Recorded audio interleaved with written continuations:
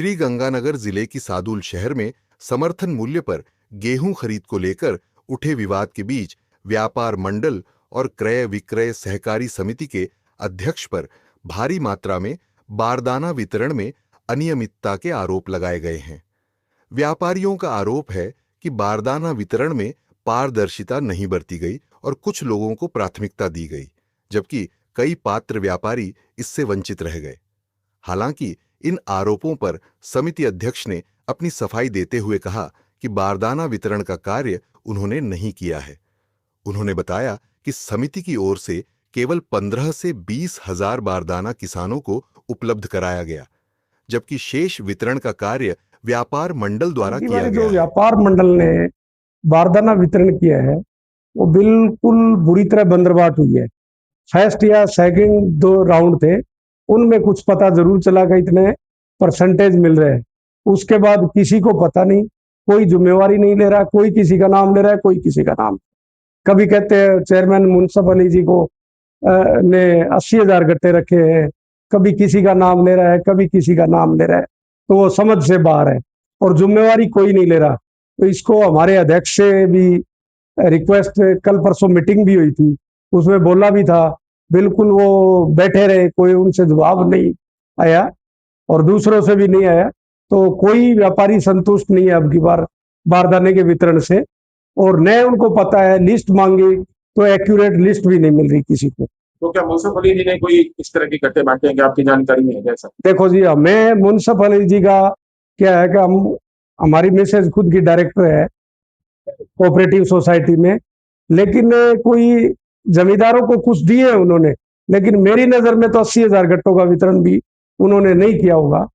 तो क्यों, वो सोसाइटी के चेयरमैन है, जो परचेजिंग संस्था है, तो उन्होंने, मेरे को लगता नहीं कि इतने दिए। नो नो नो, ऐसा कोई हमें बिल्कुल नहीं है, कोई पैसे लेने का नहीं है, कोई और नहीं है। थैंक सर कुलदीप, ऐसा है जो ये सादुल शहर क्रय विक्रय सहकारी समिति यहाँ पर खरीद है तिलम संघ की आगे जो नोडल एजेंसी क्रय करती है, जो उसको अगर समिति को कमीशन आता है वो उसकी क्रय विक्रय सहकारी समिति उसकी दूसरा नोडल एजेंसी है। नोडल एजेंसी है सादुल शहर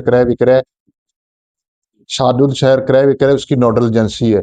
वो बारदाना वितरण करना भी समिति का काम है, बारदाना बिल बनाना भी समिति का काम है, किसानों के खाते में पेमेंट लगवाना भी समिति का काम है। उसमें व्यापार मंडल, ये सरदार गुरजंट सिंह जी एक्स मिनिस्टर रहे, वो इस संस्था के प्रधान रहे, उस टाइम से परंपरा चली है। ये दूसरे भी संस्था रहे भी, इसमें समिति ने कोई इंटरफेयर नहीं की है।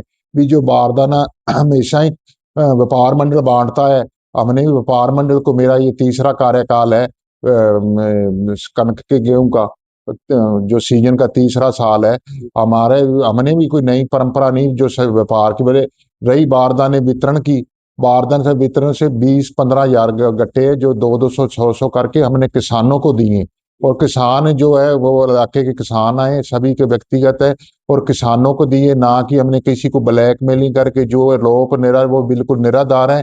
या तो हमें जो हमारे पर रोप प्रत्योपर समिति पर या अध्यक्ष पर कर रहे, या तो वो मंदिर मस्जिद में जो जिसकी इष्ट को मानते हैं, या हम उसके लिए तसल्ली, हम उसकी नेम धर्म करने के लिए तैयार हैं।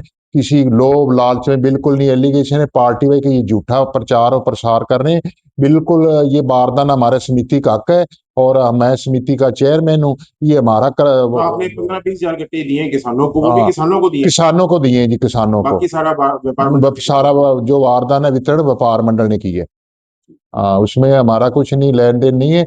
हमने जो किसानों को दिए गट्टे, ठीक है, हाँ, ना कि सीधे व्यापारियों को। हाँ जी।